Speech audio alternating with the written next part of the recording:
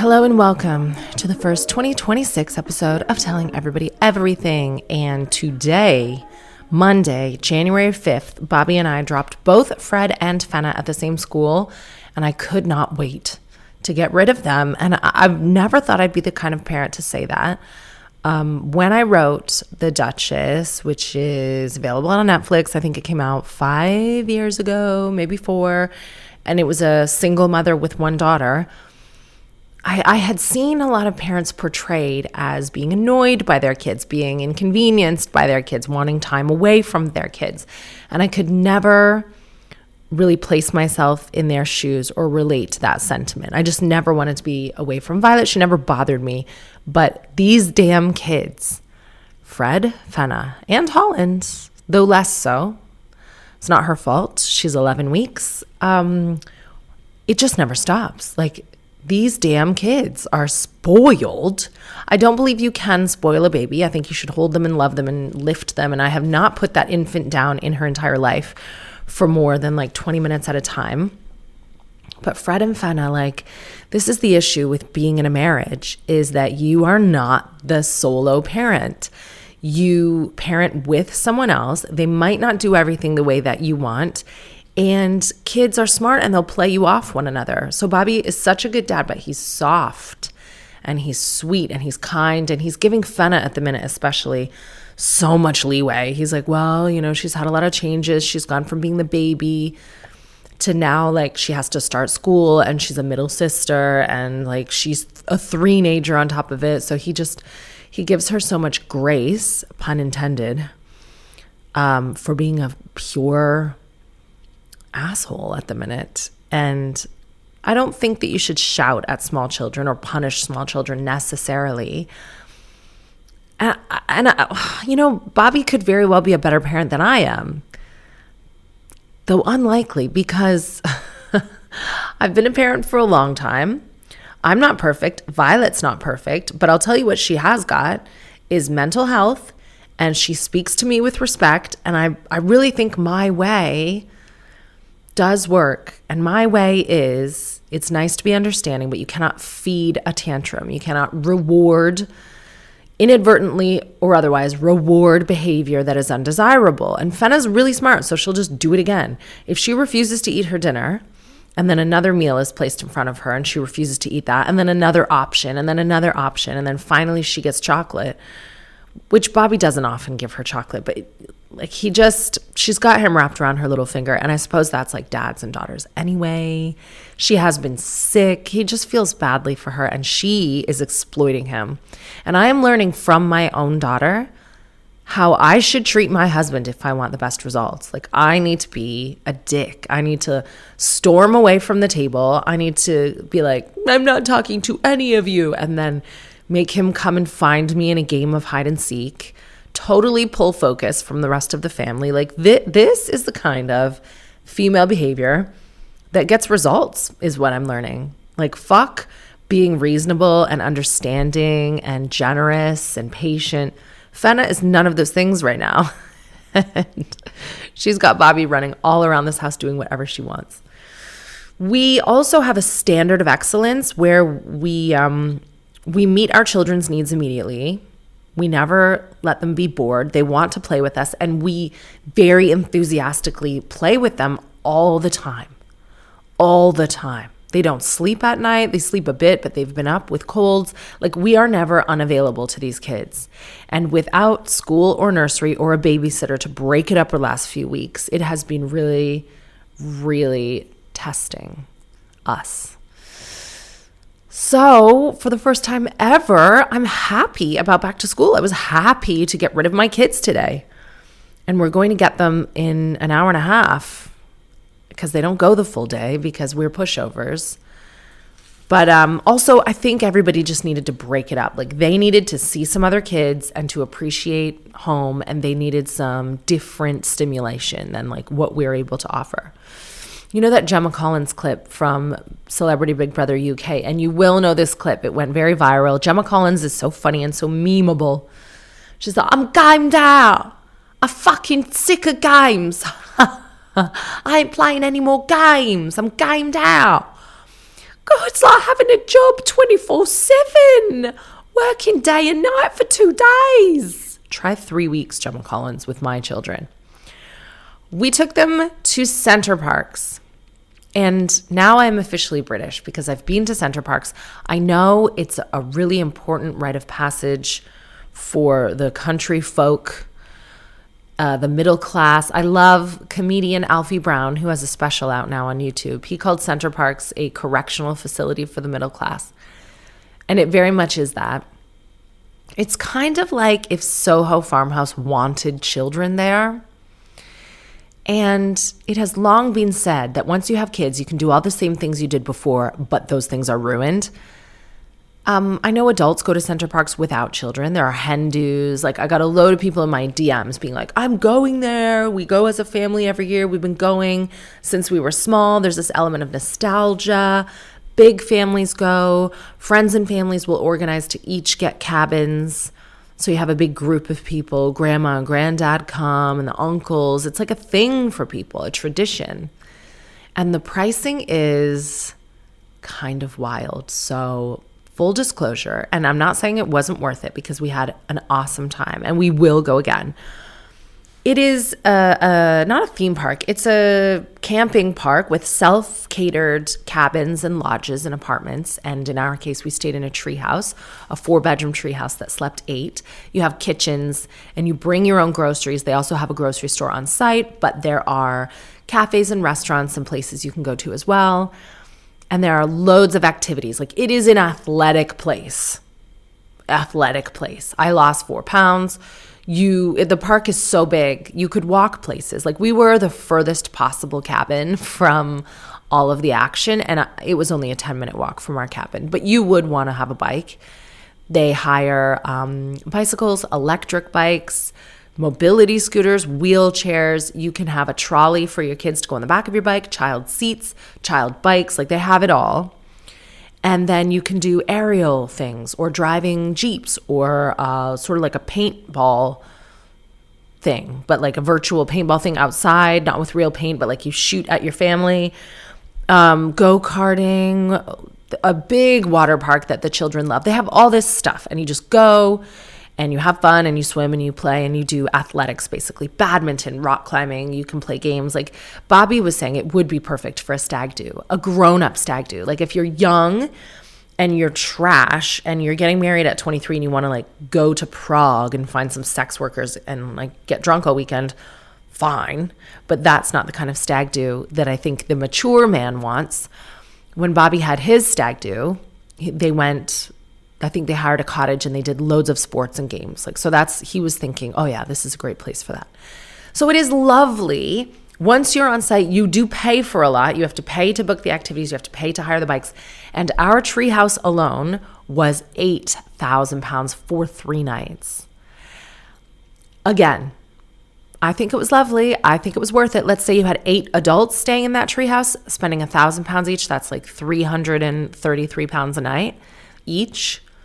It's still a lot. Like, you could stay in quite a luxury hotel for that, especially considering unless you're using your own groceries, you're going to be paying for extras once you get there. Since going to Centerparcs, I've been influenced a lot online, on socials, like other people making videos, and it's beautiful, but the middle class are kind of figuring like, well, maybe I will go abroad. If it's this much money, like I'm going Caribbean and I'm going to sit on a beach at an all-inclusive resort instead. I think the draw, well, there are many draws to Centerparcs. I think one of the great things, though, is not having to go abroad, not having to get on a flight. Like, what if you're some type of fugitive and you can't get on a flight? What if you have a dog that doesn't have a pet passport, and like the just logistics with small children? That's honestly why we didn't get on a flight, because we were weighing up going to Dubai, which would have been, you know, politically dicey and very expensive. I think the trip we were going to take to Dubai was just wild. It was like 15 or 20 grand to get all of us there and stay somewhere for a week and come back. But that's Dubai. So we didn't do that. We thought, we'll be smart. We won't put all these children on a 7-hour flight. We will try Centerparcs because I've heard so many good things. We brought 2 of Violet's friends and it was a blast. It was an absolute blast. I didn't get to see the spa, and a lot of people messaged me about that. They were like, the spa is crazy. You will love it. You will have the best day. Get someone to watch the kids and take yourself to the spa. Well, that's not an option for me right now because Holland only likes me the best, and she's quite a lot of work for anyone else. She just cries. And we did have so much fun. But I think if you have kids that are like 6 and 8, not 0, 3, and 4, then you have even more fun. Because Fred and Fenna could do a lot of things, but they were too small for a lot of things also. But I loved it. I loved Centerparcs. And then we did the pottery, which we were unable to collect because we had to check out at 10 a.m. on the Friday, and the pottery wouldn't be ready till 11 a.m. on the Friday. And I just thought, I'm not hanging around here for pottery. So then I left. And I would, if you can afford it, recommend the treehouse because there's this huge queue of cars on the way in. But if you're in a treehouse, you bypass that queue and you go like in a special treehouse route. And there are only 6 or 7 tree houses, I think. And they do takeaway. They deliver that straight to your cabin, although they didn't do it on New Year's Day, which again, I thought was weird because sure, like I get that some people want a holiday. And if you work on a bank holiday or like a national holiday, like New Year's Day, whatever that's called, then as someone who used to work on holidays, you are entitled to time and a half or double time, whatever your regular pay is. But those are the days that everybody like me wanted to work. Surely, if you are a hotel or a family holiday park and you have guests on Christmas Day or you have guests on the 1st of January, then everything has to stay open that day. And you dig deep in your pocket as a company and you pay your staff double time and they will be excited to work for you. They'll be like, yes, sign me up. Single people. There are people who don't like Christmas, who don't like New Year's Day, who don't want to be at home hungover. If you offer me 3 times my salary or 2 times or a time and a half, you best believe I am coming to do the takeaway job. We made a big deal about Gordon Ramsay's daughter's wedding last week. Who is this Ramsey? So they're a bit like Jamie Oliver in that, oh no, they only have 3 daughters. Does he have any sons? Gordon Ramsay, oh yeah, he's also got a son. So he's got 4 kids. And these children are beautiful. I'm sure they are very smart and kind and well-mannered and everything else. I've seen bits of them. The Tilly had her own cooking show, I'm sure, for a while. And then the other siblings were featured on either Boiling Point or I think the Ramseys even had a reality show at some point. But I would not describe them, the children anyway, as being like independently very famous unless they have social followings that I don't know about. So this Holly-Anna, was it? How old is she? 26. Oh, she was married on New Year's Eve. Good for her. She's an actress and producer known for Holly Ramsey, The Talk, which I assume is a podcast, Matilda and the Ramsey Bunch, and Gordon Ramsay Beyond Boiling Point. All right, so good. So she's in the industry, but I wouldn't describe her as being like a whole community coming together to swarm a church, paparazzi falling all over each other, bodyguards famous. Correct me if I'm wrong. I have not come across this young woman until now. Stunning, talented, fine. But I saw images of this Gordon Ramsay wedding, and it just flooded all of my socials over the holiday season. And I was like, what is going on here? Who is this? And they were covering up her dress with this cape, and he was escorting her into this beautiful church in Bath or this cathedral. And I suppose the interest, well, it's twofold. We're very curious about Nepo babies now. This is like the second big Nepo baby wedding. I would say Brooklyn Beckham Peltz was the first, where like, yes, he's famous, and this wife, Nicola Peltz, is from some billionaire family, and they're both beautiful and they're both young. So there is intrigue, but that was covered by the media, slightly bigger, but on the same kind of scale as this Holly Ramsay wedding. She married rather, on December 27th, a swimmer. Like maybe I just don't know who's famous anymore. She married a swimmer who had a previous serious relationship or marriage with someone before, and they have a child together, and there was all this drama over the fact that, like Brooklyn Beckham Peltz, Holly Ramsey's new husband, Adam, Peasy, what's his name? Adam PT, the swimmer. He has double barreled his name. So now he's Adam Ramsey PT. And the child's mother from the previous relationship was like, well, how come you're taking her name when we have a baby together and that baby's name only has your surname? That baby's name's not double barreled.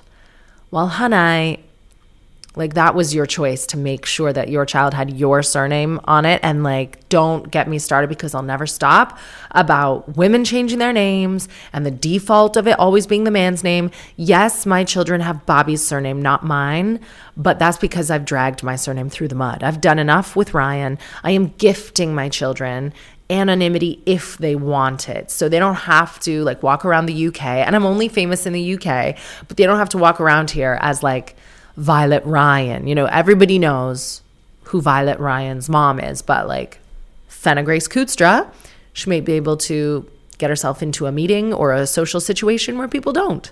And I want that for her. I want her to do her own thing with her own name and not be embarrassed that she's my child.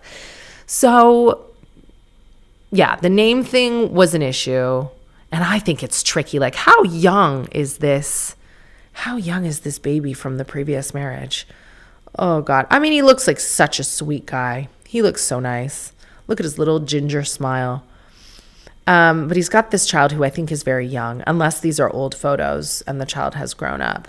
I'm going to ask a producer, how old is Adam PT child? The producer says 5. Ugh. It's tricky, isn't it? So he played a role in the wedding, and now they are this blended family. That's beautiful. But there was so much paparazzi. And number one, I think there is this Nepo interest. But number two, maybe the paparazzi were there because they knew the Beckhams would be there. They wanted photos of guests. And there's like a real, almost royal Hello Magazine element to a wedding like this, like a debutante ball. Like, we're interested in these young, beautiful people. So let's absolutely swarm a cathedral in Bath.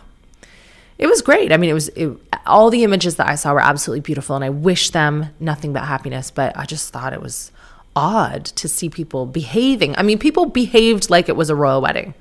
That's what I saw. People just falling all over each other, and not just paparazzi and photographers and bodyguards, but just like the general public of Bath were like, oh my God, Holly. And I asked myself, Katherine, how out of the loop are you? What an interesting segue. The loop is a procedure that you can have that I have not had if you unfortunately test positive for abnormal cells on your cervix.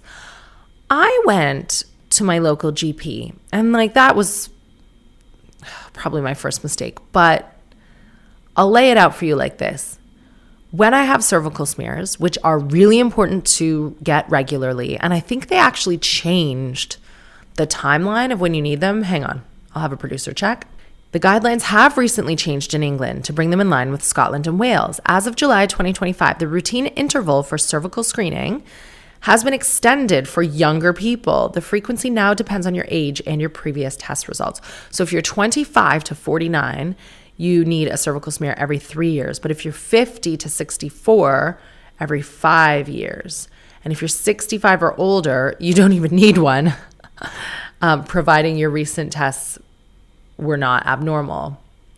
Oh, so the change is due to the way samples are now tested. Sure. Since 2019, the NHS has used HPV primary screening. Instead of looking at cells first, they test for high-risk human papillomavirus, that's HPV, which causes nearly all cervical cancers. So this test is much more sensitive than the old method. Research showed that if you test negative for high-risk HPV, your risk of developing cervical cancer in the next 10 years is extremely low. Therefore, waiting 5 years is just as safe as waiting 3. 5-year intervals. So that's for what age? 50 to 64. I mean, look. Oh, so no, it's not 3 years anymore. Even 25 to 49 is 5 years. So that's the one that they changed. Nah. No way.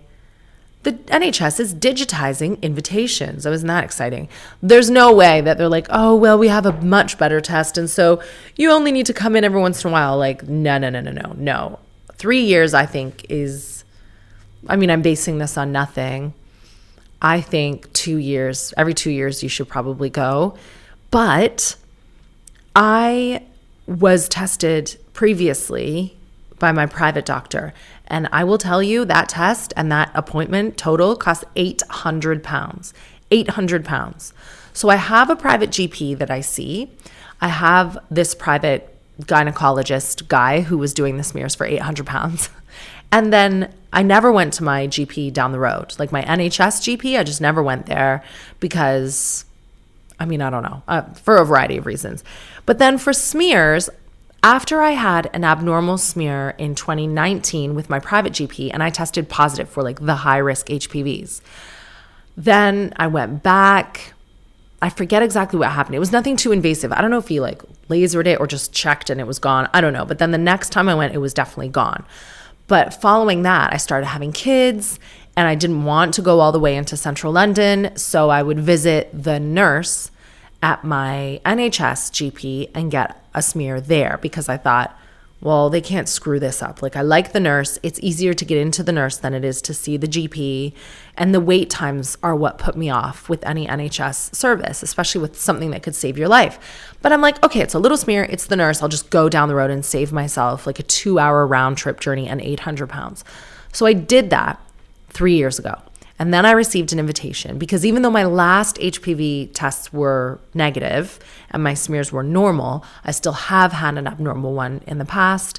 So I think I still qualify for the every 3 years or whatever because I received an invitation to go.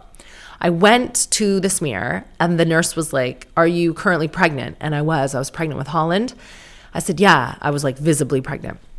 And she said, "Well, we can't do your smear then." And that's my fault. I should have researched that and known that you can't go to a smear pregnant. I said, "Oh, sorry." So she goes, "Come back and book after your baby's born," or whatever. So I tried to book it on the app. I ended up having to call and I spoke to the receptionist just the other day. I said, "Hi, my baby is 11 weeks old and I need to come in for a smear. I came while I was pregnant. I was turned away, so I'm overdue now." And she said, "Oh, well, we can't do it until your baby is whatever." It was like 16 weeks or 20 weeks or 6 months. This is the problem. I forget what she said. But I replied, "Oh, okay. Well, will you just book me in for that date then?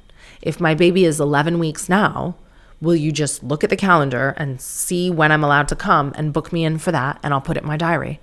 And she was like, "No." Computer says, "No. Why not?" Do you know what? I'm such like a cog in the system now that I didn't even ask why not. I was just like, "Okay, you can't book me in. Fine. So what do I need to do? I need to set my own reminder for when my baby's old enough that I can get a smear. And then I need to call you back on that day and then request an appointment." She was like, "Yeah."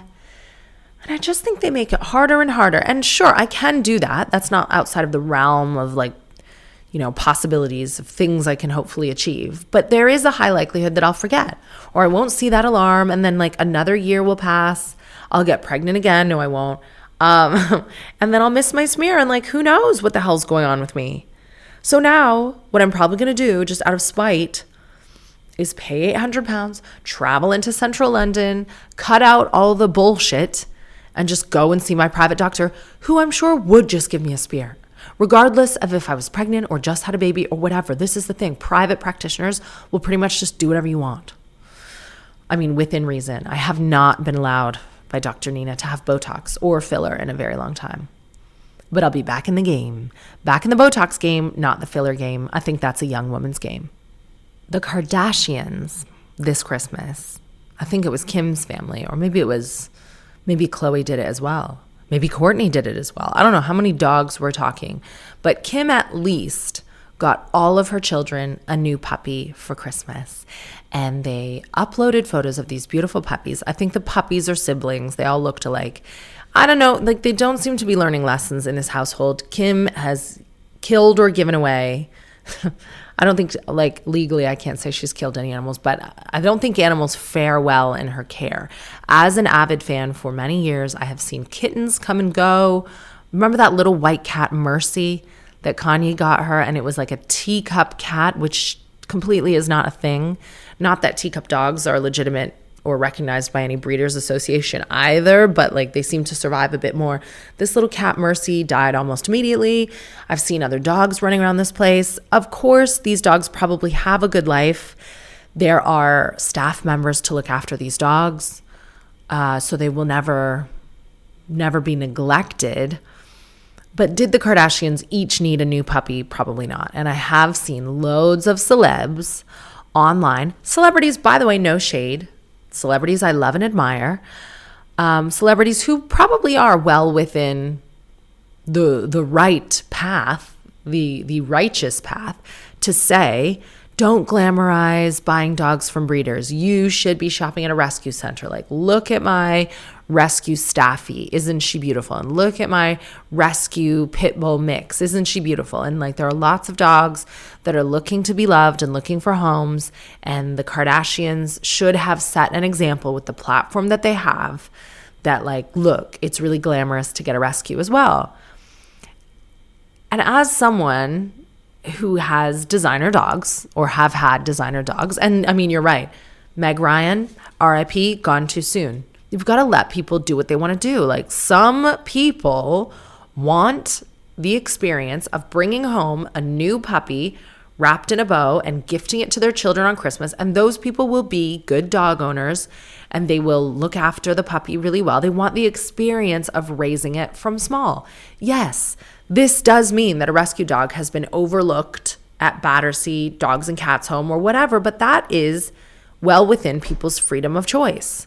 Some people do not want a rescue dog. And surely in my house, now I'm going to make like Staffy owners really angry, because I personally know a lot of bigger breeds, or breeds that are often used for protection, or breeds that are used for like things outside of just being cuddled by a family.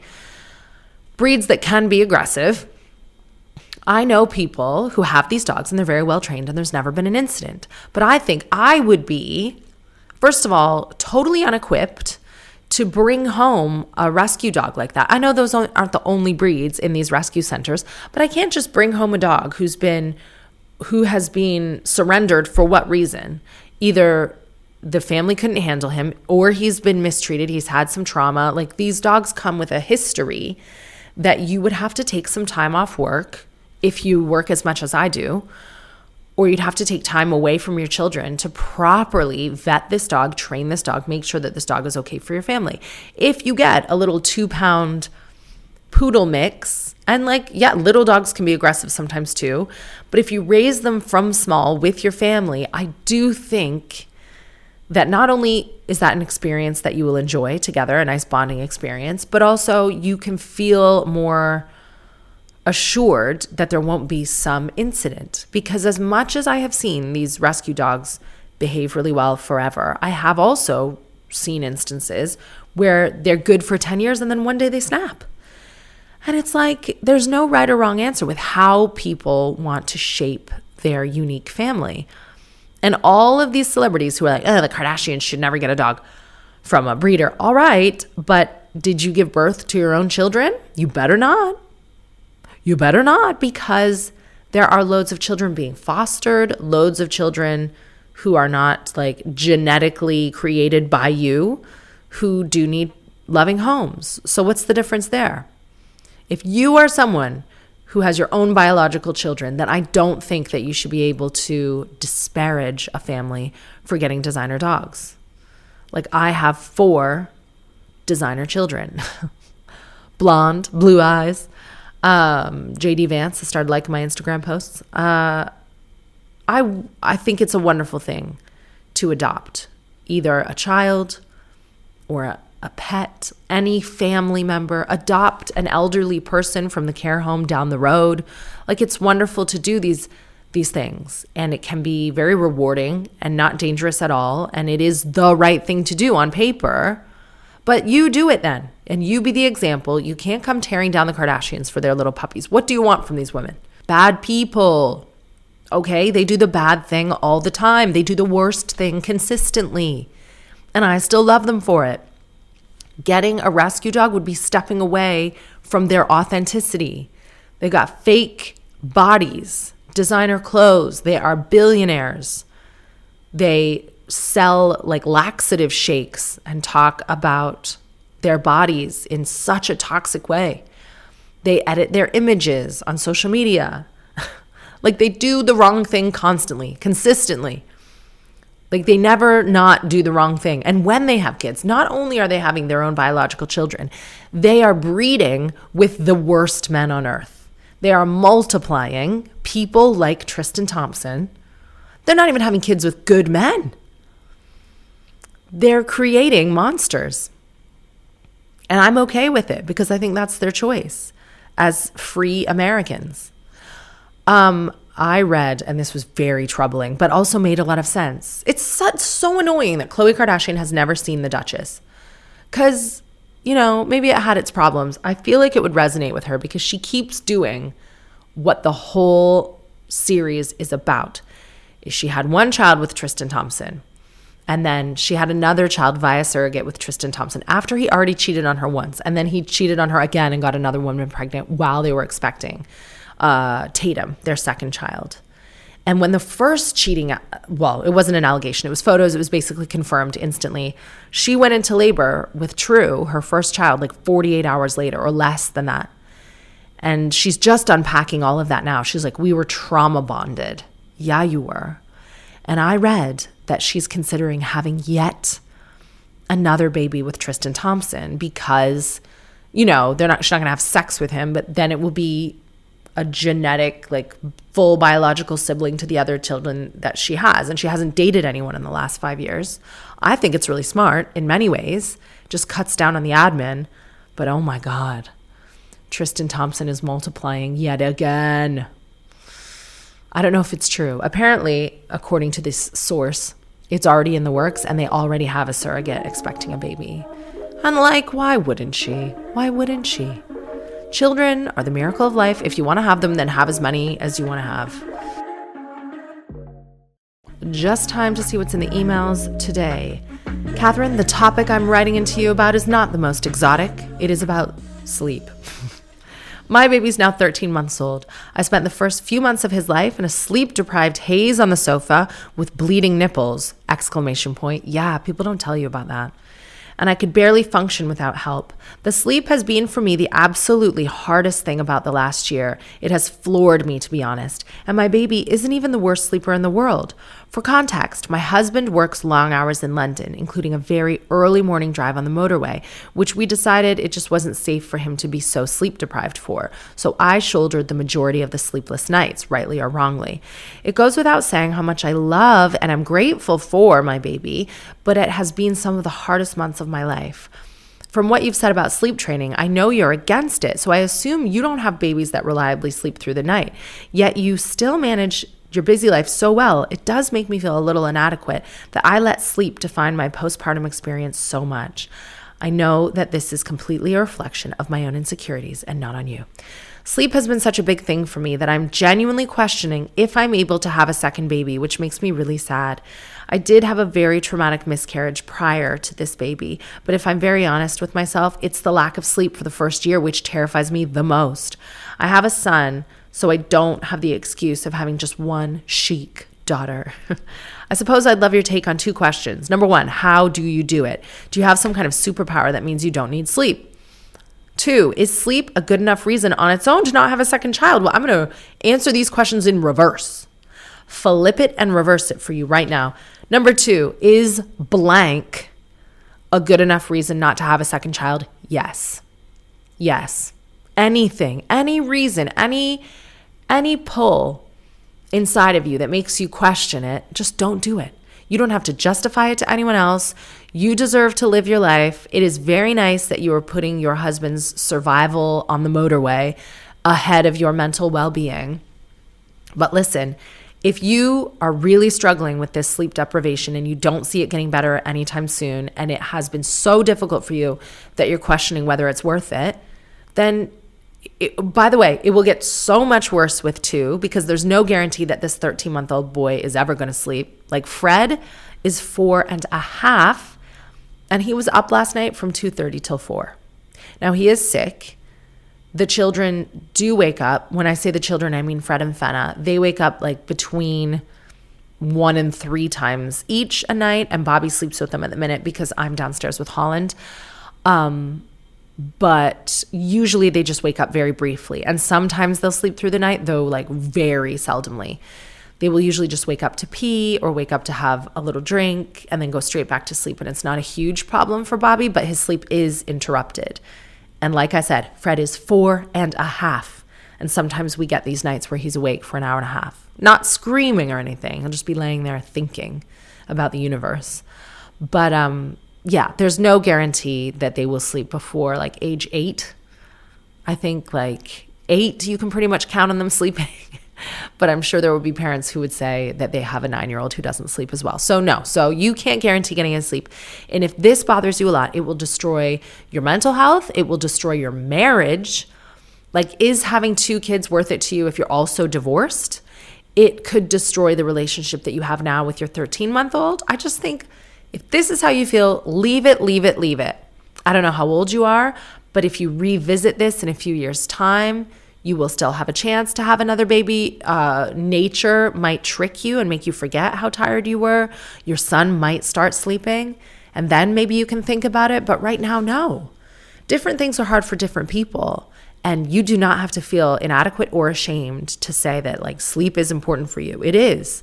Depriving people of sleep is a form of torture. I don't know what you're doing in the day.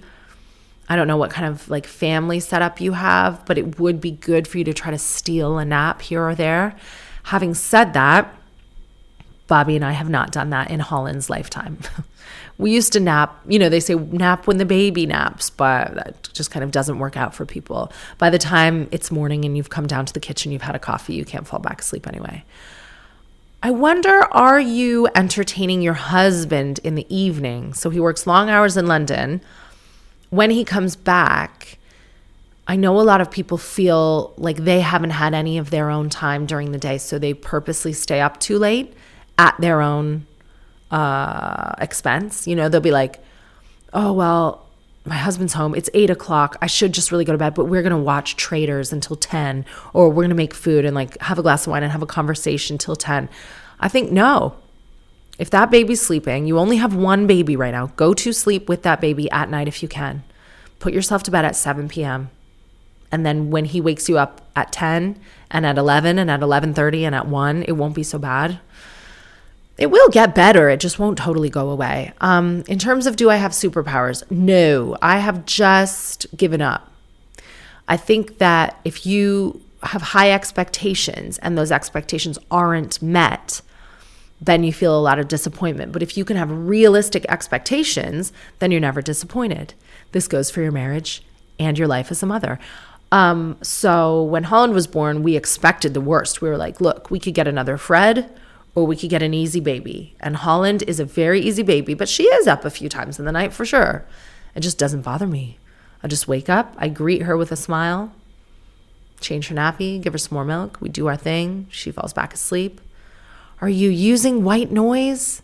You have to have loud white noise on all night. That is non-negotiable. I have a really good little white noise machine from a company called Ergo Pouch, ERGO Pouch, I think. And it's a lifesaver. It's brilliant. That is on all night. And Fred and Fenna have a fan in their room that is basically white noise. But until that, we used white noise. You have to use white noise. So white noise is my superpower. Also, I've been reading that women are supposed to be taking creatine. And I think that men were taking this for workouts for a long time. And women were doing that stupid thing where we were like, well, I don't want to bulk up. Nothing but like lifting heavy weights constantly and being in a weight training. Like, it's hard for women to bulk up. So you never have to worry about that. I think that we're supposed to be taking like a small dose of creatine every single day for like cellular recovery, for different things like that. So look into that. I do take creatine. I take magnesium. I take turmeric. I take a vitamin D, a vitamin K. I take 2 baby aspirin every day, but that's not to give me energy. Yeah, and I'm just like relinquished to the fact that this is my life now. I'm used to it. So I guess that's the good news. You will soon give up. But don't ever ask me. This goes for all of you. Don't ever ask me if anything is a good enough excuse for you not sacrificing your life, your job, your body, your friendships, your marriage, your mental health to further another man's biological legacy. Okay, we've got some thoughts about last week's listener's husband's dead dad. Katherine, I would like to mention another possible explanation for the dead dad half-sister scenario: false information and denial. As I understand it, the father of the listener's husband supposedly died when the listener's husband was an infant, yet he somehow fathered a half-sister who was born 15 months after his death. Nearly correct. I think he allegedly died when the husband was still in utero. So the husband wasn't even born. And then, yes, the sister was fathered by this alleged same man 15 months later. So did he really die on the date the listener's husband believes? Or did he perhaps die later, for example, 6 months later, and fathered the half-sister shortly before his death? Maybe he had an affair with the half-sister's mother, or even left the listener's husband's mom, and when he died half a year later, she went into denial. Her husband wasn't cheating or leaving her with a 9-month-old infant. He died. Denial is a powerful psychological defense mechanism. My own mom denied for 60 years that the man she knew was her father was not her biological father, even when there were strong hints. She had darker skin, dark curly hair, and the whole family moved shortly after her birth. Her cruel older sister, half-sister, even told her to her face when she was a child. She continued to deny it. So sometimes there are no mysterious twins, just cheating spouses and their families who have to cope with the consequences. No judgment if this sounded harsher than I intended. Lots of love and strength to the listener and her husband as they unravel the family's secrets. Woo! Another theory. Katherine, longtime listener, first-time writer to the podcast. Regards to the DNA story on the latest episode, the birth mom sounds like she knows more than she's letting on. Could the dad have donated his sperm before he died for some reason? Yes, but wouldn't the sister or the alleged, sister that they found on the DNA site, wouldn't she have been told that? Maybe not. And her mom's being cagey about it too, I guess we accept now that it's just such a normal thing to create a family that way. Maybe back then it wasn't. Good theory. Next. Incredible. This is what we need. A geneticist answer to this question. Katherine, I was listening to your podcast. I wanted to give my opinion on who is my husband's dad. I am a principal clinical scientist in genetics. I'm so touched when people this smart listen to my podcast, by the way, so thank you. I've worked for the NHS for the past 10 years. I'm also an Oxford graduate, so I am a credible source, even if I do say so myself. Here are a few possible explanations. Number 1, he is her uncle, not her half-sibling. Aunts and uncles share roughly 25% of their DNA with their nieces and nephews, the same percentage as half-siblings. I don't know what the results have actually shown, but if it's only that they share about a quarter of their DNA, this is another explanation. Yeah, but she's only 15 months younger or something like that, like less than 15 months or 15 months younger, yeah. And you could be an aunt and uncle. I don't know. I didn't get this. Original listener needs to write me in like the ages. I need to see a family tree. I'm going to put it on like one of those police vision boards, whatever they call it, that a detective has. And I'm going to figure this out. Okay. Scenario number 2. Yes. The dad was an identical twin. This is what I was thinking. Identical twins have almost identical DNA, so it would look like they had the same dad, but it could be that their dads are twins.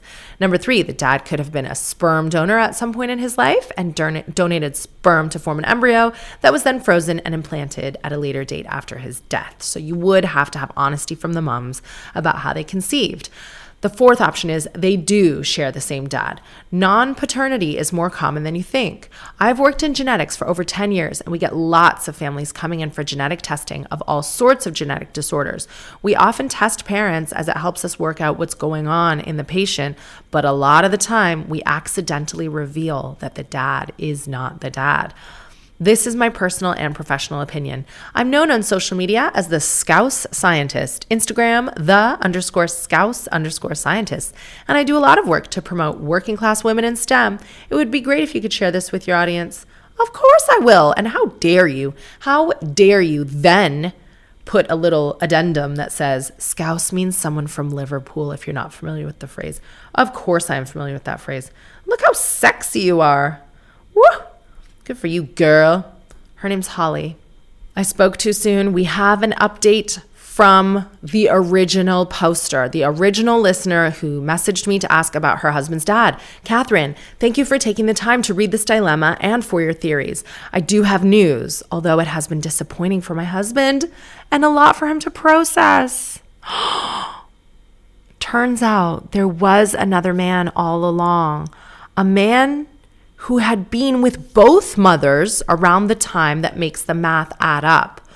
Although my husband's mom was confident his dad was the one who passed away, she has since spoken to the other man in question, who confirmed he had slept with his half-sister's mom. Oh, whoa. He had slept with your husband's half-sister's mom.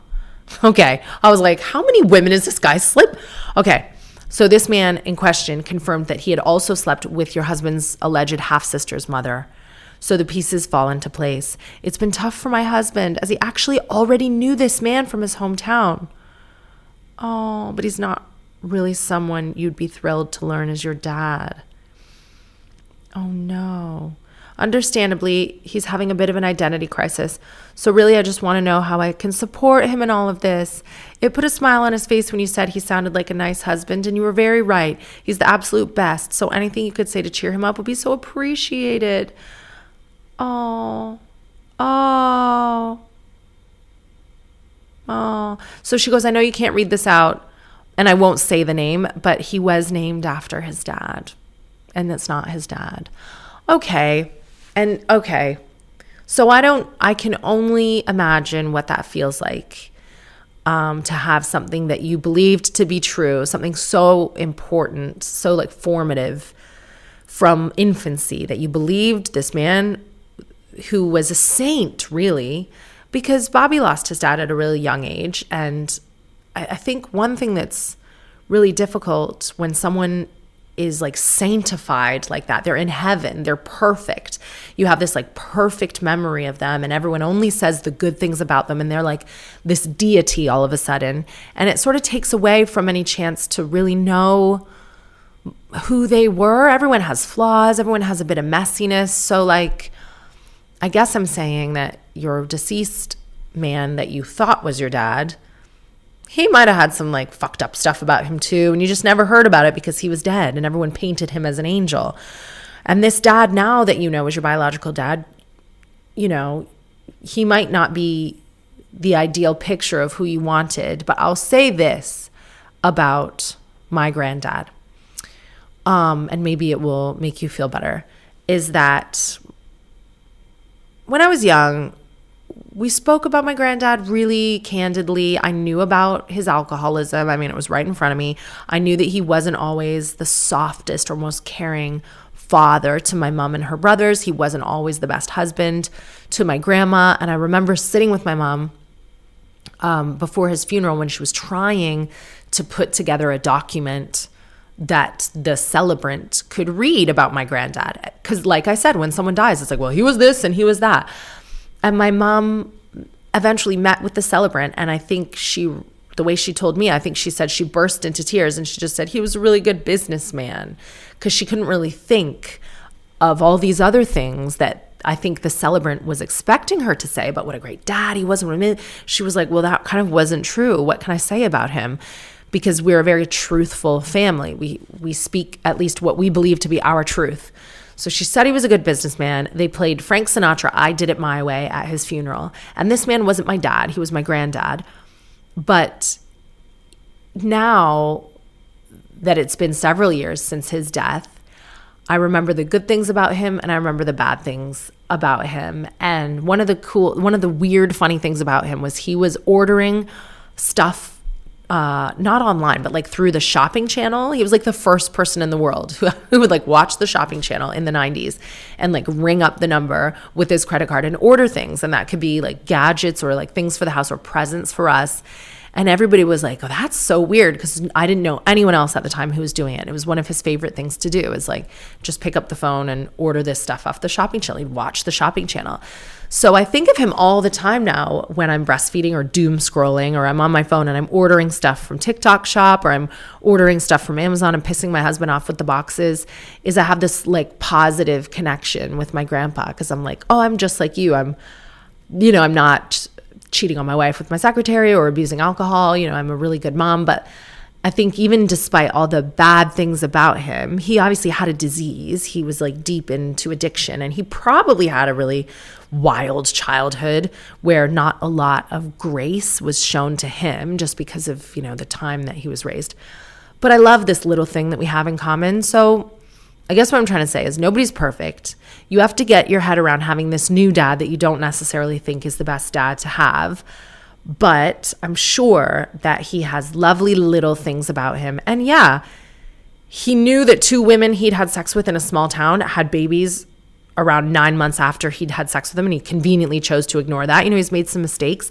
But I think that the good news is you have a dad who's alive, and you can salvage some of this relationship, not for his benefit, but just to get a few little insights into who you are. I bet he's done some shitty things, but he probably has some cute little good qualities that you recognize in yourself. And at least this is a mystery solved. Like, hopefully your mother and your half-sister's mother feel a weight off their shoulders. They've figured this out, all because you decided to register yourself on this website. And now you have a half-sister. So it's all good. Thank you for sharing this story with me, and I'm glad that we got a resolution. If you want to write me anything, it will be listened to by a geneticist, for fuck's sake. Like, the types of Oxford-educated listeners that Telling Everybody Everything has will blow your mind. So you can send me an email at tellingeverybodyeverything@gmail.com. Thank you so much for listening. My special is now out on Sky. It's called Firstborn Daughter. Rosie Jones' Out of Order has a new season on Comedy Central that is airing right now.